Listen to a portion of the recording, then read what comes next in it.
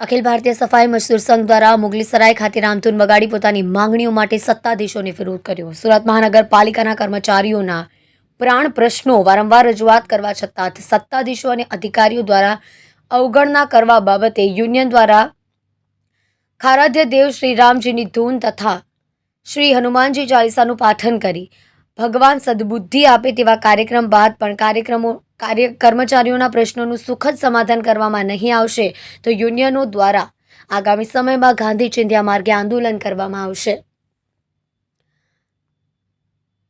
માન્યતા પ્રાપ્ત યુનિયન અને સુરત મહાનગરપાલિકાના કર્મચારીઓના જોઈન્ટ યુનિયન કમિટી દ્વારા કર્મચારીઓના પ્રાણ પ્રશ્નો બાબતે વારંવાર લેખિત રજૂઆત કરવામાં આવી હતી। કર્મચારીઓના હિતના મહત્વપૂર્ણ પ્રશ્નોની અવગણના કરવામાં આવી રહી છે, ત્યારે સુરત મહાનગરપાલિકાના સત્તાધીશો અને અધિકારીઓને ભગવાન સદબુદ્ધિ આપે તે માટે અમારા આરાધ્ય દેવ શ્રી રામજીના ધૂન અને હનુમાન ચાલીસાનું પઠન કરવાનું આયોજન તારીખ 21/7/2023 રોજ સવારે 10 કલાકથી સાંજે 6 કલાક સુધી રાખેલ છે। જો કર્મચારીઓના પ્રશ્નોનું સુખદ સમાધાન નહીં કરવામાં આવશે તો યુનિયનો દ્વારા આગામી સમયમાં ગાંધી ચિંધ્યા માર્ગે આંદોલન કરવામાં આવશે। આ સાથે સુરત મહાનગરપાલિકાના માન્યતા પ્રાપ્ત યુનિયનો દ્વારાની માંગણી સામેલ છે। યુનિયનો દ્વારા કર્મચારીઓના પ્રાણ પ્રશ્નોની માંગણીઓ કર્મચારીઓની સ્વૈચ્છિક નિવૃત્તિ સ્વીકારી તેમના કુટુંબની એક વ્યક્તિને કાયમી નોકરી આપવી, કર્મચારીઓ 25 લાખનું ઇન્સ્યોરન્સ સુરક્ષા કવચ આપવું, જૂની પેન્શન યોજના ફરી શરૂ કરવી, કોન્ટ્રાક્ટ પ્રથા બંધ કરવી, પંચિંગ સિસ્ટમથી હાજરી પ્રથા બંધ કરવી, વર્ગ 4ના કર્મચારીઓને 2 રૂમ રસોડાવાળા મકાન ફાળવવા, છૂટા કરાયેલા તાલીમાર્થી કર્મચારીઓને ફરજ પર પુનઃ સ્થાપિત કરવા, કોરોના કાળ દરમિયાન મૃત્યુ પામેલા કર્મચારીઓને સરકારશ્રીની આર્થિક મદદ પૂરી પાડવાનું અમલ કરવું, સુરત મનપાના મહેકમ મુજબ ખાલી જગ્યા ભરવા માટે તાત્કાલિક ભરતી પ્રક્રિયા શરૂ કરવાની માંગ કરી હતી। આ સાથે જોતા રહો સુરત એક્સપ્રેસ ન્યૂઝ ચેનલ। હું જયેશ સોલંકી, અખિલ ભારતીય સફાઈ કામદાર મજદૂર સંઘના યુનિયનનો પ્રમુખ। આજે અમે ધરણાનો અને રામધૂનનું આયોજન કર્યું છે એ કર્મચારીઓના પ્રાણ પ્રશ્નો માટે કરેલું છે અને અમારી સાથે સુરત મહાનગરપાલિકાના તમામ યુનિયન સાથે સંકળાયેલા છે અને સાથોસાથ સુરત મહાનગરપાલિકાના ચોથા વર્ગના કર્મચારીઓ પણ અમારી સાથે જોડાયેલા છે। હાલમાં કર્મચારીઓ જોડાયેલા છે અને સાંજ છતાંય કર્મચારીઓ અમારી સાથે જોડાયેલા રહેશે। જય ભીમ।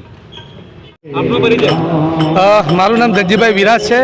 અખિલ ભારતીય સફાઈ મજદૂર સંઘના પ્રમુખ જયેશભાઈ સોલંકી, મહામંત્રી શ્રી જિગ્નેશભાઈ અને ઉપપ્રમુખ શ્રી દીપકભાઈ, અમે આજે સુરત મહાનગરપાલિકાની મુખ્ય કચેરીની બાજુમાં આજે રામધૂન અને હનુમાન ચાલીસાનું પઠનનું આયોજન કર્યું છે।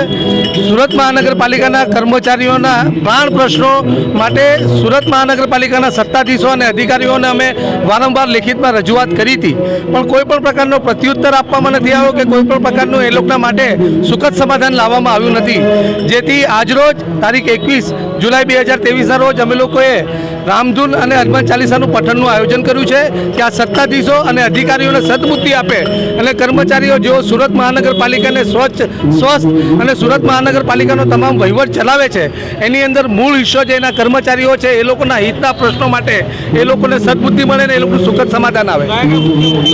અમારા મુખ્ય મુદ્દાઓ છે કે સુરત મહાનગરપાલિકાની અંદર ચોથા વર્ગના કર્મચારીઓ માટે સ્વૈચ્છિક નિવૃત્તિનું આયોજન હતું, એ સ્વૈચ્છિક નિવૃત્તિનો ઠરાવ બંધ કરવામાં આવ્યો છે અને ફરી ચાલુ કરવામાં આવે। ચોથા વર્ગના કર્મચારીઓને 2 રૂમ રસોડાવાળા મકાન ફાળવવામાં આવે। પંચિંગ સિસ્ટમથી જે હાજરી પ્રથા થાય છે ને એની અંદર કૌભાંડો પણ ખૂબ થાય છે, એ પંચિંગ સિસ્ટમ બંધ થાય અને બીજી સારી વ્યવસ્થા ઊભી થાય। વર્ષોથી સુરત મહાનગરપાલિકામાં પંચિંગ પહેલાં પણ સુરત મહાનગરપાલિકા ખૂબ સુચારુ રૂપે ચાલતું જ હતું। એ સાથે સાથે સુરત મહાનગરપાલિકામાં કોન્ટ્રાક્ટ પ્રથા બંધ થાય, જે લોકો કર્મચારીઓને છૂટા કરી દેવામાં આવ્યા છે એવા કર્મચારીઓને ફરીથી પાછા લેવામાં આવે અને સુરત મહાનગરપાલિકાના કર્મચારીઓ જે કોરોના કાળ દરમિયાન મૃત્યુ પામ્યા છે એ લોકોને આજ દિન સુધી આર્થિક સહાય આપવામાં નથી આવી, આ આર્થિક સહાય પણ આપવામાં આવે।